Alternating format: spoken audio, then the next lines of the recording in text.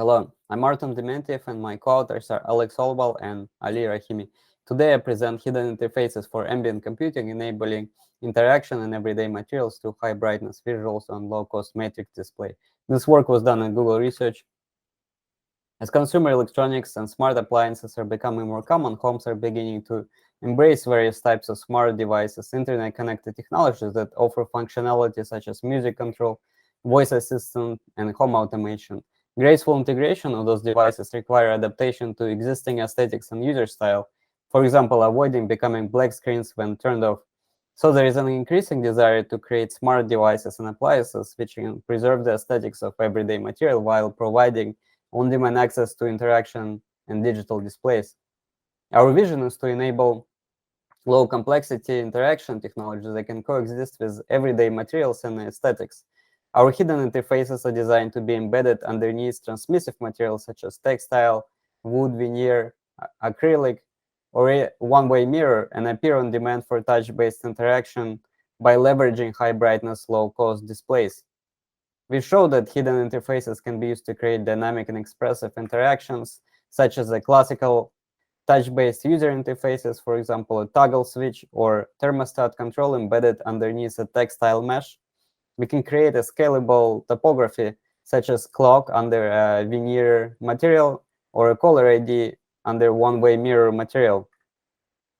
We can create animation effects, such as zooming, countdown, or music equalizer. There are multiple research projects on ambient displays in the ubiquitous computing community.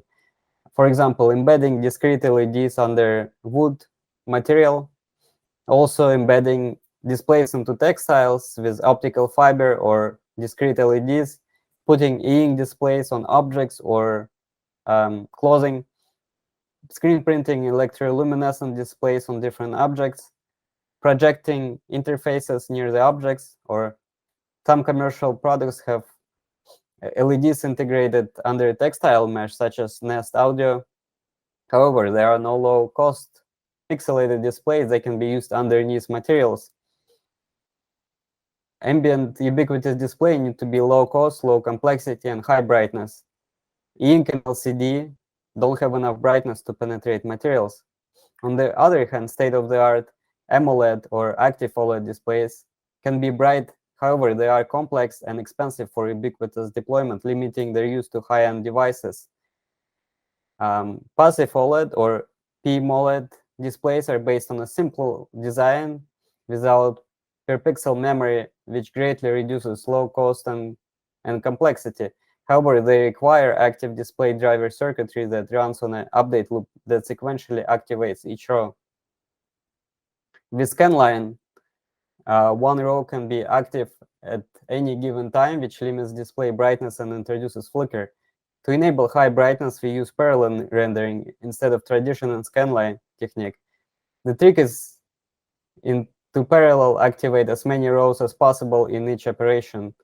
In rectilinear rendering, the shapes are broken down into horizontal and vertical lines. For example, a square can be shown with just 2 operations, while traditional scanline needs as many operations as rows. With less operations, the brightness of the display can be much higher. With some limitations, such as letters Z and X, we can render most numbers and letters in a few operations. That also applies to simple UI elements, such as buttons, switches, sliders, and cursors. In our prototype, we use a passive OLED display with 128 by 96 pixel resolution. For prototyping purposes, we have all the column and row driver routed to a connector for direct access. We use a custom PCB with 14 16 channel digital to analog converters to directly interface those 224 lines to Raspberry Pi. The touch interaction is enabled by ring-shaped PCB surrounding the display with 12 electrodes arranged in arcs. We compare the brightness of our parallel rendering to a scanline technique on our passive OLED display and to state-of-the-art small and large active OLED displays.